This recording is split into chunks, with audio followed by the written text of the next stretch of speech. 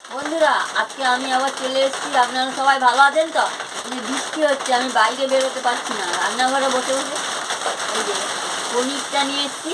পনির দিয়ে আজকে একটা রান্না করবো বন্ধুরা। মাখানো আছে, আমি হলুদটা মাখিয়ে নিচ্ছি।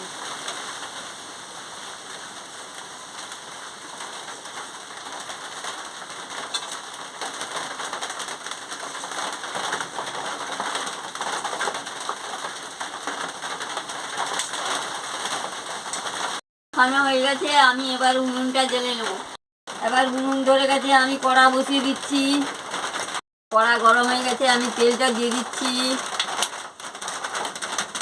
তেল গরম হয়ে গেছে, আমি আলুটা দিয়ে দিচ্ছি।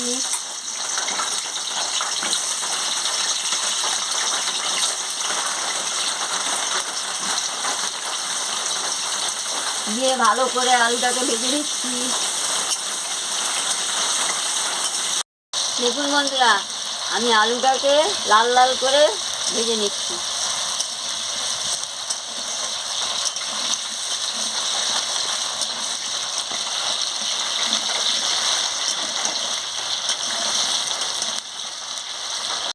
নুনটা দিয়ে দিচ্ছি, দিয়ে ভালো করে লাল লাল করে ভেজে নিচ্ছি। হয়ে গেছে, আমি তুলে নিচ্ছি। আমি পনিরটাকে ভেজে নিচ্ছি হালকা হালকা করে।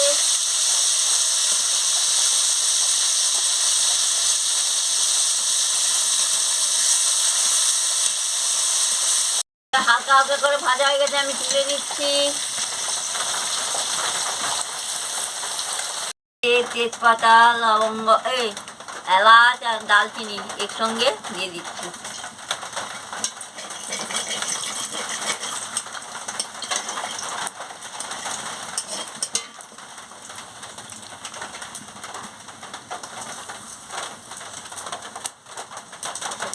আদা লঙ্কা বাটাটা দিয়ে দিচ্ছি।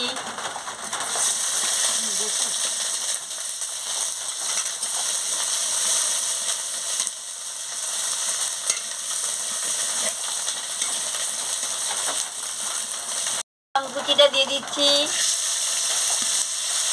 আর আদা আর কাঁচা লঙ্কা থেতো করে দিয়ে দিচ্ছি। দিয়ে দিচ্ছি, দিয়ে ভালো করে কষিয়ে নিচ্ছি।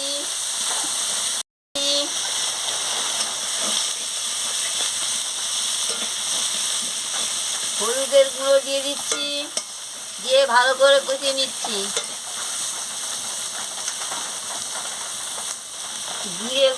জিরে গুঁড়ো আর ধনে গুঁড়ো একসঙ্গে দিয়ে দিচ্ছি। মশলাগুলো ভালো করে আমি কষিয়ে নিচ্ছি।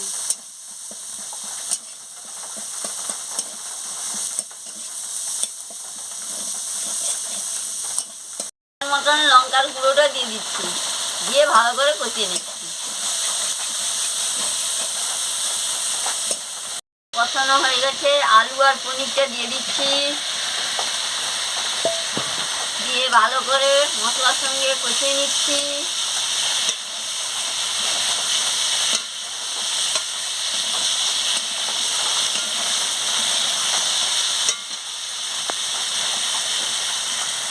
পরিমাণ মতন মিষ্টিটা দিয়ে দিচ্ছি, দিয়ে ভালো করে কষিয়ে নিচ্ছি।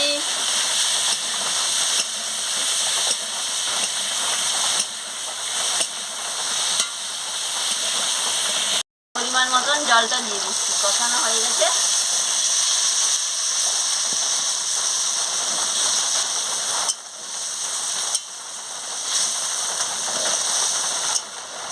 জলটা দিয়ে ভালো করে নাড়িয়ে নিচ্ছি। আমি পরিমাণ মতন ঘি দিয়ে দিচ্ছি। দেখুন বন্ধুরা, কি সুন্দর ফুটছে টকবক করে। ভালো করে আমি নাড়িয়ে দিচ্ছি।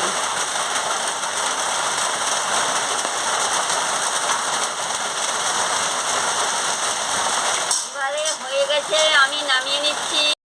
বন্ধুরা দেখুন, এইভাবে কম মশলা দিয়ে পনিরের তরকারি রান্না করে খাবেন, খুব ভালো লাগবে।